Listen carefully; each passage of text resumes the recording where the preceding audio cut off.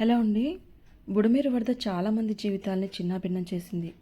అసలు ఎవరు ఊహించిన ఆ వరద ఒక్కసారిగా అందరి ఇళ్ళని ముంచేసింది కదా. సెప్టెంబర్ 1వ తేదీ ఆ రోజు అందరికీ ఒక చీకటి రోజు. ఇది మా బ్రదర్ వాళ్ళ హౌస్. ఆ రోజు ఆదివారం కావడంతో అందరూ ఇంట్లోనే ఉన్నారు. అన్నయ్య, వదిన, పిల్లలు అందరూ ఉదయం 8 నుంచి 9 గంటల సమయంలో టిఫిన్ చేస్తూ ఉన్నారంట. చుట్టుపక్కల వాళ్ళు ఈలోపే రోడ్డు మీదకి వచ్చి నీళ్ళు వస్తున్నాయని అందరూ అరుస్తున్నారంట. మా అన్నయ్య వాళ్ళు బయటకు వచ్చి ఏమైందని వచ్చి చూస్తే వర్షాల వల్ల బుడమేరులో వాటర్ లెవెల్ పెరిగి ఇలా వస్తున్నాయేమో అని అనుకున్నారంట. కాకపోతే పెద్దగా ఏం అవదలే అనుకున్నారంట. మా అన్నయ్య వాళ్ళ హౌస్ దేవీనగర్లో బుడమేరు పక్క నుంచి 7వ ఇల్లు. ఆ ఇల్లు కూడా చాలా హైట్లో ఉంటుంది. వీళ్ళు ఉండేది గ్రౌండ్ ఫ్లోర్, పైన ఓనర్స్ ఉంటారు. ఇంట్లోకి వాటర్ వస్తాయని అసలు వీళ్ళు ఊహించనే లేదు. అప్పటికే పైన డాబా మీదకి వెళ్ళి చుట్టూ చూస్తున్నారంట. కానీ ఇంట్లోకి వాటర్ రావులే అనుకుని కిందకు వచ్చారు. వచ్చి ఇంక ఇంట్లో పని చేసుకుంటూ ఉన్నారంట.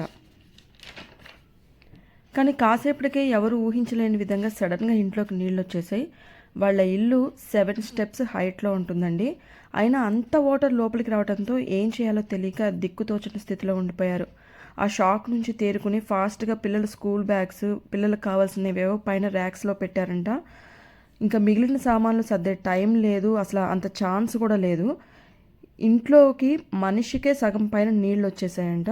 అన్నీ ఇంకెక్కడక్కడ వదిలేసి ఫస్ట్ ఫ్లోర్లోకి వెళ్ళిపోయారు. అసలు ఆ విషయాలు చెప్తూ వదిన ఎంత ఏడ్చేసిందో వింటుంటే నాకే ఏడుపు వచ్చింది. ఇంకా అక్కడ ఉండటం కుదరదని ఎలాగో అలా ఇంటికి తాళం వేసి పిల్లల్ని తీసుకుని బయట ఏరియాకి ఎలా రావాలో కూడా తెలియలేదు. ఇంకా బయట వాళ్ళు హెల్ప్ చేసి మొత్తానికైతే బయటపడ్డారు. 10 డేస్ ఇంకా మా ఇంట్లోనే ఉన్నారు. కానీ మా వదిన ప్రతిరోజు ఏడుస్తూనే ఉంది, ఇల్లంతా ఇలా అయిపోయిందే అని.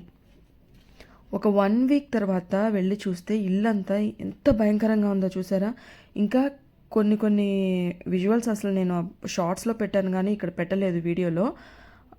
అంటే అడుగు వేస్తే బురద అసలు ఎంత లోతునుందంట. దాన్ని క్లీన్ చేయించడానికే వాళ్ళకి 5-6 రోజులు పట్టింది. ఇప్పుడు మీరు చూస్తున్న వీడియో కూడా 5-6 రోజుల నుంచి కంటిన్యూస్గా క్లీన్ చేస్తే ఇలా ఉంది. అసలు డోర్స్ ఓపెన్ చేస్తే అసలు ఆ స్మెల్కి భరించలేక అసలు మళ్ళీ వెనక్కి వచ్చేసారు. కంప్లీట్ అన్ని సామాన్లు పోయాయండి, ఏమీ మిగలలేదు. ఏవో కొన్ని స్టీల్ సామాన్లు తప్పితే మిగిలిన అన్ని సామాన్లు పోయాయి. వాషింగ్ మిషన్, మంచం, పరుపు, మిక్సీ, గ్రైండర్, ఇలా ఇంకెన్నో అన్నీ బయటపడేశారు మొత్తం. ఇలా మా బ్రదర్ వాళ్ళదే కాదండి, ఎదురింటి వాళ్ళు, పక్కింటి వాళ్ళు, అసలు సందులో ఎవరిది చూసినా కూడా అందరిది అదే పరిస్థితి. బుడమేరు వరద అందరి జీవితాల్లో ఎంత విషాదాన్ని నింపిందో చూసారా. కానీ ఇలాంటి రోజు ఎప్పుడు ఎక్కడ ఎవరికి రాకూడదని అందరం కోరుకుందాం.